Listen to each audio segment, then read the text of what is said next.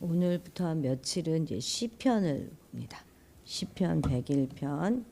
갑자기 이제 신명기를 다 아직 못 마쳤는데 시편으로 가서 몇 장 읽다가 이제 마가복음으로 갑니다. 아마 사순절 기간을 맞추려고 그렇게 한 것 같습니다. 시편 101편입니다. 한 목소리로 읽겠습니다. 시편 101편. 내가 인자와 정의를 노래하겠나이다. 여호와여, 내가 주께 찬양하리이다. 내가 완전한 길을 주목하오리니 주께서 어느 때나 내가 임하시겠나이까. 내가 완전한 마음으로 내 집 안에서 행하리이다. 나는 비천한 것을 내 눈앞에 두지 아니할 것이요 배교자들의 행위를 내가 미워하오리니 나는 그 어느 것도 분들지 아니하리이다. 사악한 마음이 내게서 떠날 것이니 악한 일을 내가 알지 아니하리로다. 자기의 이웃을 은근히 헐뜯는 자를 내가 멸할 것이요 눈이 높고 마음이 교만한 자를 내가 용납하지 아니하리로다. 내 눈이 이 땅에 충성된 자를 살펴 나와 함께 살게 하리니 완전한 길에 행하는 자가 나를 따르리로다. 거짓을 행하는 자는 내 집안에 거주하지 못하며 거짓말하는 자는 내 목전에 서지 못하리로다. 아침마다 내가 이 땅의 모든 악인을 멸하리니 악을 행하는 자는 여호와의 성에서 다 끊어지리로다. 아멘. 지금 이 시편 101편은 다윗의 시다 하는 표제가 붙어있는 시로 대부분의 학자들은 대체로 이 시를 왕의 시로 분류합니다. 그래서 대부분 이 시를 왕의 즉위식이나 또 신년 그런 예배에 사용된 것으로 봅니다. 그래서 대부분 이 시를 왕의 즉위식과 그것에 수반된 축하 연회가 배경이다 이렇게 여기면서 여기서는 말하는 그 내 나라 내가 이렇게 1인칭 화자가 나오잖아요. 그 1인칭 화자를 권한과 책임을 가지고 있는 왕으로 상정하여 읽습니다. 이 시는 왕실과 도성 그리고 땅에 있는 모든 권한과 책임을 가진 왕이 정의를 내가 잘 정의를 수행하겠다 하는 다짐하는 그런 기조이자 노래이면서 또한 선언입니다. 악을 차단하는 심판자와 관련한 1인칭 직접 화법을 통해서 왕이 정의로우신 하나님의 그런 통치 대행자처럼 제시되고 있습니다. 이러한 본시의 내용으로 비추어 볼 때 아마도 이 시는 다윗의 통치 초기에 기록되어졌을 것으로 생각합니다. 먼저 1, 2절은 하나님과 또 그분의 통치 원리인 인자와 공의를 찬양하고 있습니다. 그래서 다윗은 자신이 하나님의 신정 통치 대리자로서 하나님의 통치 원리를 자신의 통치 원리로 삼을 것임을 밝히고 있습니다. 3절에서부터 마지막까지 8절까지에서는 하나님의 신정 대리 통치자로서 완전한 길로 행하기 위한 구체적인 방안들을 제시하고 있습니다. 즉 악과 악인을 멀리하고 자신을 도와서 신정 국가를 이끌어갈 그런 관리들을 선발함에 있어서 험담하거나 교만, 거짓을 일삼는 자들을 철저히 배제하고 충성되고 의로운 사람을 등용하겠다 이렇게 다짐합니다. 다윗은 그 자신이 먼저 하나님 앞에서 완전한 길로 행할 것을 다짐하면서 이를 위하여 하나님이 자기와 함께 해주시기를 소원하고 나아가 자신과 함께할 그런 관리들 또한 충성되고 완전한 길로 행하려고 하는 자들을 선발할 것임을 천명하고 있습니다. 그래서 우리 2절 같이 읽겠습니다. 내가 완전한 길을 주목하오리니 주께서 어느 때나 내게 임하시겠나이까. 내가 완전한 마음으로 내 집안에서 행하리이다. 아멘. 그런데 정말 사람이 과연 완전할 수 있겠습니까? 불가능합니다. 완전이란 말은 무엇이냐면 필요한 모든 것이 다 갖추어져서 조금도 모자람이나 흠이 없는 것을 말합니다. 그래서 완전한 사람이라고 한다면 전혀 흠이 없고 모든 것이 완벽하게 갖추어진 사람을 말합니다만 그런 사람이 이 지구상에 있을 수 있겠습니까? 그래서 왠지 하나님의 완전하심을 닮아가겠다 하는 것은 심히 교만한 태도처럼 여겨지기도 합니다. 그런데 지금 여기서 말하는 완전함이라고 하는 것은 온전함으로 이해하는 것이 옳습니다. 온전이라는 것은 무엇입니까? 잘못된 것이 없이 바르고 옳은 것을 뜻하는 것입니다. 그래서 온전한 사람은 잘못된 구석이 없이 바른 사람, 바르게 살아가는 사람을 말하죠. 그렇기 때문에 이 세상에는 온전한 사람은 있을 수 있어도 완전한 사람은 있을 수 없습니다. 마태복음 5장 48절에 보면 그러므로 하늘에 계신 너희 아버지의 온전하신 같이 너희도 온전하라 이렇게 주님 말씀하시는데 바로 이 가르침하고도 잘 부합되는 것이죠. 이 말씀은 전혀 우리에게 부당한 요구가 아닙니다. 왜냐하면 우리의 하늘 아버지 그분이 바로 온전하신 분이시기 때문입니다. 아들이 아버지를 닮아가는 것, 그 아버지의 장점과 좋은 점을 본받는 것은 당연하고 자연스러운 일 아니겠습니까? 온전하신 하나님의 자녀인 우리는 날마다 그럼에도 불구하고 실수와 잘못을 범합니다. 아주 부지기수로 실수하고 살지요. 온전함과는 너무나 거리가 멀게 살아갑니다. 나이가 들어가니 이제 건망증도 심해져 가고 집중력도 떨어지고 그리고 알게 모르게 더 고집스러워지는 것이 사실입니다. 그래서 항상 부족하다고 고백할 수밖에 없을 만큼 우리는 연약합니다. 그러나 그렇다고 해서 우리가 온전함을 포기해서야 되겠습니까? 우리가 나아가야 할 바 그 온전함의 표대를 잃어버려서는 안 될 것입니다. 하나님의 온전하심을 닮아가고자 하는 우리의 다짐은 결코 교만한 것도 아니고 분에 넘치는 것도 아닙니다. 그것은 거룩하시고 온전하신 하나님의 구원을 체험한 우리가 이 땅에서 끝까지 의와 진실을 추구하며 거룩한 하나님의 자녀로 살아가겠다 다짐하는 것은 너무나 자연스러운 일인 것입니다. 그런데 완전한 마음으로 행하는 것은 어디서부터 행하는 것이라고 어디서부터 시작해야 하는 것이라고 지금 시인은 노래합니까? 그렇습니다. 먼저 내 집 안에서부터 행해야 하는 것입니다. 물론 여기서 말하는 집안이란 오직 다윗의 가정에만 국한해서 해석할 수는 없습니다. 어떻게 보면 이게 왕의 시이니까 이스라엘이라고 하는 국가를 가리켜 상징하는 것이고 은유일 수 있습니다.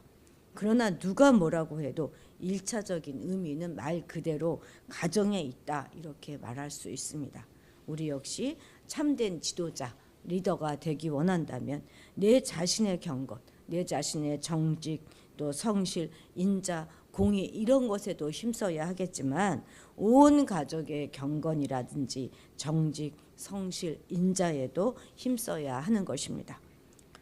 성경에 보면 다윗도 그러했을 뿐만 아니라 아론도 그랬고 엘리 제사장 또 사무엘 이런 모든 사례에서 보여지는 것처럼 그 자신들은 일생 무음하게 살았지만 자녀들을 잘못 가르침으로 해서 명예에 먹칠을 하고 또 그 자녀들이 잘못되는 경우가 성경에 참 많이 나옵니다.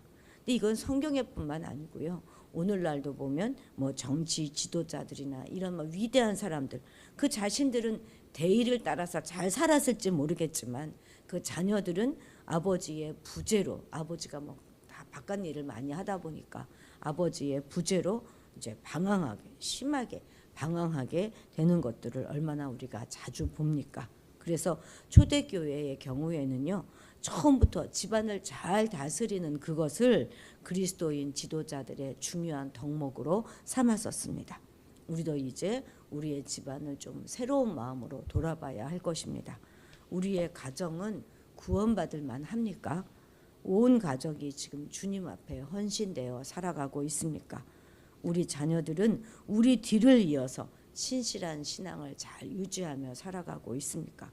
신앙이 이대를 이어가는 것이 쉽지 않습니다. 자, 깊이 돌아보시고 가정에서부터 주의 온전함을 이루어 가시기 바랍니다. 자, 5절 같이 읽겠습니다. 자기의 자기의 이웃을 이웃을 은근히 은근히 헐뜯는 헐뜯는 자를 내가 멸할 것이요 눈이 높고 마음이 교만한 자를 내가 용납하지 아니하리로다. 아멘. 자기의 이웃을 은근히 헐뜯는 자들을 멸하겠다 이렇게 노래하지요.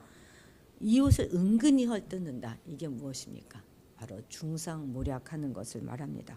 지금 다윗은 이웃을 중상모략하는 자에 대하여 단호하고도 엄중하게 처벌할 것임을 밝히고 있습니다.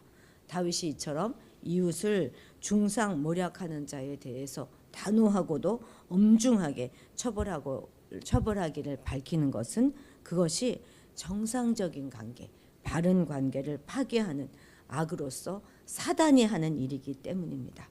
거짓의 아비인 사단의 또 다른 이름이 참소하는 자이지 않습니까?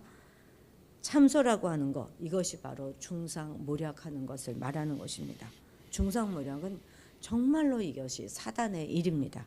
사단은 중상모략을 통해서 사람과 사람 혹은 하나님과 사이를 이간질해요. 그렇게 함으로 해서 그 바른 관계를 파괴하고 그것을 통해서 엄청난 악영향을 유발합니다. 중상모략은 그래서 엄청난 파괴력을 가지고 있어요. 마치 사자가 약한 동물을 뒤에서 확 덮쳐가지고 목덜미를 확 물어서 숨통을 끊어놓는 것과 거기에 비할 정도로 잔인하고 파괴적인 결과를 초래합니다. 그렇습니다. 중상모략은 정말 상상할 수 없을 정도로 심각하고 중대한 악영향을 미치는 것입니다. 가장 악마적인 범죄 중에 하나가 바로 이 중상모략입니다. 사단이 이 중상모략을 자신의 중요한 무기로 삼는 것도 그 엄청난 파괴력을 그는 잘 알고 있기 때문이지요. 만일 중상모략을 서슴없이 하는 자가 있다면 그는 분명 사단의 하수인인 것입니다. 그래서 다윗도 중상모략하는 자를 단호하게 엄중하고 처단하겠다 이렇게 하고 있는 것이죠. 저도 한때 이런 중상모략하는 자들의 공격 대상이 되었던 적이 있었는데요. 정말 사람들은 악합니다. 의외로 교회 안에서 이렇게 중상모략하는 자들이 많고 또 이런 분란을 만들어내는 자들도 많습니다. 있지도 않는 일들을 만들어내면서 거짓이 또 거짓을 만들어내는데 사람들은 또 아무 생각 없이 그 말을 또 확대 재생산해냅니다. 그때 그런 말들을 옮기는 사람들을 이렇게 보면 어떻게 저런 말들을 그냥 아무 생각 없이 믿고 그냥 그리고 그것을 그대로 사람들에게 전할 수 있는지 이해가 되지 않습니다.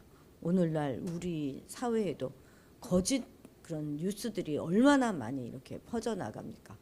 참 우리는 다른 사람들을 그렇게 은근히 헐뜯는 일을 나서서 하지 않는 것뿐만 아니라 그런 일들에 우리가 알게 모르게 가담되지 않도록 늘 주의해야 할 것입니다. 하나님께서 우리를 부르신 이유는요. 화목케 하는 사도로서 우리를 부르신 것입니다. 사람과 사람 사이를 하나로 화목하게 만드는 사업이라고 하는 것이 얼마나 거룩하고 의미 있는 일입니까? 이런 일들을 하고 살기에도 우리 인생이 너무나 짧아요. 우리의 힘도 딸리고 모자랍니다. 그런데 왜 반목하고 대립하고 질시하는 일에 우리의 정력과 시간을 낭비하며 살아야 할까요? 우리는 이제 이렇게 반목하고 질시하고 대립하고 부추기는 그 일에 어떤 경우에도 동의하지 마시고 오직 우리가 해야 할 일은 사람과 사이 또 사람과 사람 사이 더 나아가서 하나님과 사람 사이를 화합시키고 또 화목해 하는 그런 일에 주력하는 우리가 되어야 할 것입니다. 7절도 같이 읽겠습니다. 거짓을 행하는 자는 내 집안에 거주하지 못하며 거짓말하는 자는 내 목전에 서지 못하리로다. 아멘. 다윗은 거짓을 행하는 자는 자기 집에 거주하지 못할 뿐만 아니라 자기 눈앞에 서지 못할 것이다. 이렇게 단호하게 말합니다. 그 이유가 무엇입니까? 어떻게 그렇게 하겠다는 거죠? 8절에 보면 아침마다 내가 이 땅의 모든 악인을 멸할 것이기 때문입니다. 그러니까 마치 매일 아침에 전날에 쌓였던 모든 쓰레기와 먼지를 청소하는 것처럼 악은 싹이라도 나면 즉시 제거해 버리겠다 이렇게 노래하고 있는 것입니다. 아예 발붙일 기회를 주지 않겠다는 것이죠. 오늘날 거룩하신 하나님의 뜻을 받들고 그 뜻을 세우고 전하는 성도들 자신 그리고 교회 공동체 역시도 이러한 자세를 견지하며 살아가야 할 것입니다. 아까는 내가 전혀 하나가 되지 못하고 다 없애버리겠다 하는 그런 마음으로 살아가야 할 것입니다. 정리합니다. 다윗은 여호와의 신정 통치 대리자로서 완전한 길에 주의하겠다 이렇게 말하고 있습니다. 그리고 그는 자신의 다짐대로 완전한 길로 행하기 위하여 최선을 다하며 살았습니다. 그 결과 그는 비록 허물이 없지는 않았지만 하나님의 축복을 받아서 이스라엘 최고의 왕으로 오늘날까지도 기억되게 되었습니다.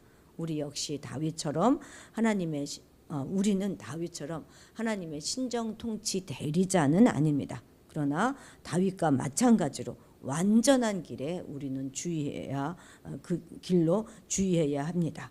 우리가 완전한 길로 행하는 것은 완전하신 하나님의 백성으로서 당연한 일이고 그것은 또한 하나님의 축복을 받는 길이 될 것입니다. 그러므로 우리는 악을 멀리하고 마음을 충성되게 하여서 완전한 길로 힘써 행하는 우리 모두가 되어야 하겠습니다. 기도하겠습니다. 온전하신 하나님 아버지가 온전하신 같이 우리도 온전함을 추구하며 살아가게 하옵소서. 우리 안에 있는 모든 죄된 성품들을 다 버리게 하시고 사람과 사람을 이어주며 하나님과 사람 사이를 화목케 하는 건강한 그리스도인으로 살아가게 하옵소서. 악은 어떤 것이라도 발붙지 못하게 함으로써 오직 하나님의 뜻만이 우리 안에 세워져 가게 하옵소서.